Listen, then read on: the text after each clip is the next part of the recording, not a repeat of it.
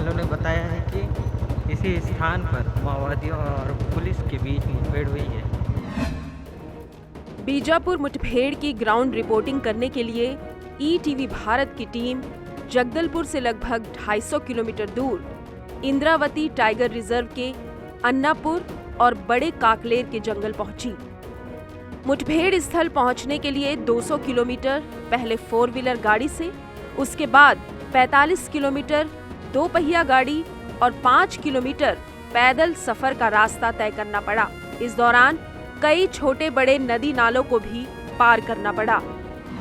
इस वक्त मैं मौजूद हूँ अन्नापुर के जंगलों में, और ये जो पहाड़ आपको नज़र आ रहा है, इसी पहाड़ पर माओवादियों की उपस्थिति थी। चारों तरफ से जवानों ने माओवादियों को घेरा और उनके ऊपर गोलियां चलाई। दोनों ओर से लगातार गोलीबारी होती रही और इसी गोलीबारी में 31 माओवादी मारे गए।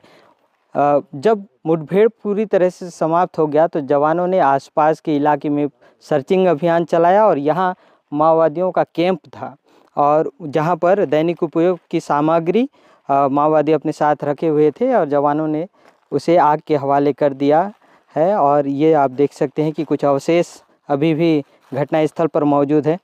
कुछ दस्तावेज भी हैं और कुछ कापी में यहाँ लिखा भी गया है, अलग अलग चीज़ें गोंडी में यहाँ पर लिखा गया है, माओवादी पार्टी के विषय में लिखा है। और कुछ तस्वीरें किताबें भी हैं जिसमें गोंडी में ही लिखा गया है, और इसमें कुछ तस्वीर आपको दिखेगा जिसमें श्रीकाकुलम महिला योद्धा पंचादी निर्मला का जिक्र है। इसके अलावा आप आसपास के जितने भी पेड़ देखेंगे उनमें लगभग दर्जनों पेड़ में गोलियों के निशान आपको नज़र आएंगे। गांव वालों ने बताया कि ये जो पूरा पहाड़ आप देख रहे हैं, इन पहाड़ों को चारों तरफ से जवानों ने घेरा था और चारों दिशाओं में जवानों और माओवादियों के बीच गोलीबारी हुई है। इसी पहाड़ पर माओवादियों की उपस्थिति थी। जैसे ही जवान, ये जो आप निचला हिस्सा देख रहे हैं, यहाँ से धीरे धीरे करके माओवादियों को घेरने के लिए ऊपर चढ़ने लगे, वैसे ही इस पहाड़ पर पत्थरों की आड़ में बैठे माओवादियों ने जवानों को निशाना बनाते हुए गोलियां बरसाना शुरू कर दिया। और इसी मुठभेड़ में और इसी स्पॉट में 2 जवान शहीद हो गए, ऐसा जानकारी मिल रहा है। कुछ घटनास्थल पर साक्ष्य भी आपको जवानों के दिखेंगे। ये जो पत्थर आपको दिख रहा है, इधर आइए धीरे से। ये जो पत्थर आपको दिख रहा है, हो सकता है कि माओवादी इस बड़े चट्टान के पीछे हों और जवान धीरे धीरे आगे मोर्चा लेकर बढ़ रहे हों। उस दौरान गोली जवान को लगी और वो बुरी तरह से घायल हो गया, जिसके बाद आप देख सकते हैं कि जवान को प्राथमिक उपचार देने के लिए ये इंजेक्शन का इस्तेमाल साथी अन्य जवानों ने किया। और ये देख सकते हैं कि यहाँ भी जो इंजेक्शन है उसकी भी तस्वीर आप देख लीजिए। इस तरह ये जो इंजेक्शन है इसका उपयोग जवानों ने किया। ये जवान के कपड़े के कुछ हिस्से हैं जो अभी भी घटनास्थल पर मौजूद है।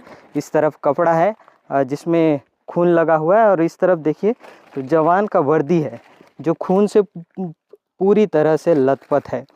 तो आप इसी बात से अंदाज़ा लगा सकते हैं कि जब भी कोई लड़ाई में ऊपरी हिस्से पर रहता है तो उसको फ़ायदा मिलता है। ठीक उसी तरह माओवादी जो है ऊपरी हिस्से पर थे और जवान नीचे से ऊपर बढ़ रहे थे। यही कारण है कि जवान को गोली लगी और उनकी मौत हो गई। इंद्रावती टाइगर रिजर्व का अन्नापुर और बड़े काकलेर नक्सलियों का कोर एरिया माना जाता है, यानी इसे नक्सलियों का सुरक्षित ठिकाना कहा जाता है। इसी जंगल में एक बड़ी पहाड़ी के ऊपर नक्सलियों ने अपना अस्थायी कैंप बनाया था, लेकिन सुरक्षा बलों के जवान नक्सलियों के इसी सुरक्षित ठिकाने पर पहुंचे और 31 नक्सलियों को मार गिराया। और ये जो इलाका है, यहाँ से जवान चढ़ते हुए आए और यहाँ पर माओवादी मौजूद थे जो मोर्चा लेकर जवानों के ऊपर गोलीबारी कर रहे थे। इसी दौरान जवान को गोली लगी होगी। तो अभी भी घटनास्थल पर ये देखिए, ये एक जूता है जो काफ़ी बड़ा है, और इस तरह के जूते का इस्तेमाल हमेशा सुरक्षा बल के जवान करते हैं। और इस घटना स्थल पर, इस स्थान पर कई ऐसे साक्ष्य हैं। इधर पत्थरों पर 3 से 4 बड़े बड़े पत्थरों पर बड़े बड़े खून के धब्बे अभी भी मौजूद हैं। इसके अलावा अगर आप देखें तो ये माओवादियों का कोई सामान रखने का कपड़ा है। इस तरफ भी अगर आप देखेंगे तो यहाँ पूरी तरह से सामान जो है वो बिखरा पड़ा हुआ है। आगे जैसे जैसे हम आगे बढ़ते जा रहे हैं वैसे वैसे हमको कुछ ना कुछ साक्ष्य मिल रहा है। ये देखिए, ये माओवादियों का जोड़ी चप्पल है। इस कपड़े को दोनों तरफ से बांध दिया गया है, ये भी माओवादियों का है। उस तरफ अगर आप देखेंगे तो वहाँ भी एक जोड़ी चप्पल रखा हुआ है। और ये एक थैला है और इसमें शायद ये झिल्ली है, लेकिन इसमें अगर आप देखेंगे तो एक चिमटा जैसा बना है। इसका इस्तेमाल हमेशा अगर आप देखें तो बैटरी को लगाने में और जो तार या इलेक्ट्रिक सामान होते हैं उसके इस्तेमाल में ये आता है। तो इस तरह का सामान जो है पूरी तरह से बिखरा पड़ा हुआ है। इधर झिल्ली में अगर आप देखेंगे तो यहाँ पर भाजी पड़ा हुआ है। तो इस तरह इस पूरे इलाके में जो है वह माओवादी मौजूद थे और जवान पहुँचे। यहाँ अगर आप देखेंगे तो ये 2 चूड़ी है, शायद महिलाओं का है। और इस तरफ इंजेक्शन सिरिंज वो भी पड़ा हुआ है। यहाँ भी कुछ सामान रहा होगा। इधर अगर आप देखेंगे तो बैटरी सेल, दवाई और कुछ सामान जो है ये चारों तरफ बिखरा हुआ है। तो ऐसे हम जो है लगातार ये इस घटना स्थल की सर्चिंग कर रहे हैं जहाँ पर मुठभेड़ के साक्ष्य लगातार मिल रहा है। ये आपको और एक चीज़ दिखाता हूँ। ये अगर आप देखें तो एक कारतूस है, ये लोहे का कारतूस है। और जूम करके अगर आप पास से देखेंगे तो यहाँ अभी भी बारूद है जो फटा नहीं है। और इसका ट्रिगर इस तरफ है, तो ये ज़िंदा है कुल मिलाकर। तो ये यहाँ पर पड़ा हुआ है, तो इसका इस्तेमाल शायद नहीं हुआ होगा, तो इसे हम जो है यहीं छोड़ देते हैं। और इधर अगर आप देखेंगे तो एक मुझे कारतूस का खोखा दिखा है जो काफ़ी बड़ा है। यदि अगर आप इसमें देखें तो लिखा है BMMKF। ये अभी घटनास्थल पर जितने भी कारतूस के खोखे दिखे हैं उनमें ये जो कारतूस का खोखा है ये मुझे बड़ा लग रहा है। हो सकता है ये LMG या किसी बड़े राइफल से फायर किया गया हो, और यही कारण है कि इसका खोखा जो है अभी यहीं पर पड़ा हुआ है। इधर आगे भी देखो पूरे सामान को जला दिए हैं। और इधर अगर आप देखें तो यहाँ भी एक लोहे का कारतूस जो है वो मुझे दिखा है, लेकिन ये जो है ये ब्लास्ट हो गया है, इसका इस्तेमाल हो गया है। इसके अंदर अगर आप देखेंगे तो बारूद आपको नज़र नहीं आएगा और साथ ही ये टुकड़े में बट गया है। मतलब इस तरह यहाँ आप देखें तो तमाम हथियारों से लैस माओवादी थे। और जब सुरक्षा बल के जवानों ने माओवादियों के 100 को बरामद किया, उस दौरान इसी घटना स्थल से कई हथियार भी उन्होंने बरामद किया। इन हथियारों में अगर आप देखें तो AK-47 जवानों को मिला है, इंसास राइफल जवानों को मिला है, और SLR जवानों को मिला है, BGL लॉन्चर वो भी जवानों को मिला है। इसके अलावा जो रॉकेट लॉन्चर होता है, जिसे माओवादियों के लैंग्वेज में सुरखा कहा जाता है, उसे भी जवानों ने इसी घटना स्थल से बरामद किया है। तो आप इसके साथ ही 12 बोर 303 और अलग अलग प्रकार के जो माओवादी निर्मित हथियार है उसको भी जवानों ने बरामद करके अपने साथ लेकर गया हुआ था। इधर अगर आप देखेंगे तो यहाँ भी एक साक्ष्य है, ये NS है 500 ml का सोडियम क्लोराइड इंजेक्शन IP। ये ग्लूकोज का बॉटल है। हो सकता है कि शायद कोई जवान जब घायल हुआ होगा तो उसे उपचार देने के लिए इसका इस्तेमाल किया गया हो। और यहाँ ये मलेरिया का किट है। इस तरफ ये फ्लू का टैबलेट है, ये है इंजेक्शन के सिरिंज है यहाँ पर कि डिस्पोवेन, ये अलग का रैपर है।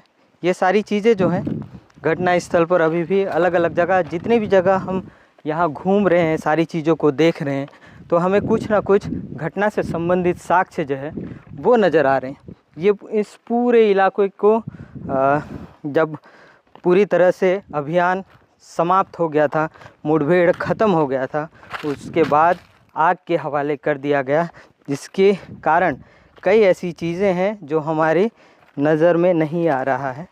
कई हमने कारतूस के खोखे देखे, वो भी जले हुए पाए, हमारी नज़र से नहीं है।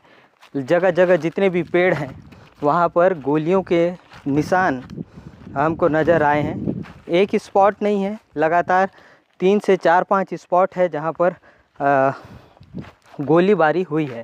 ये एक दूसरा स्पॉट है, यहाँ आप देख सकते हैं कि एक बड़ा बर्तन है, इसमें भी ये ग्लूकोज का बॉटल है, कपड़ा है और सारे दैनिक उपयोग की सामग्री है, बर्तन है, जिसे आग के हवाले जवानों ने कर दिया है।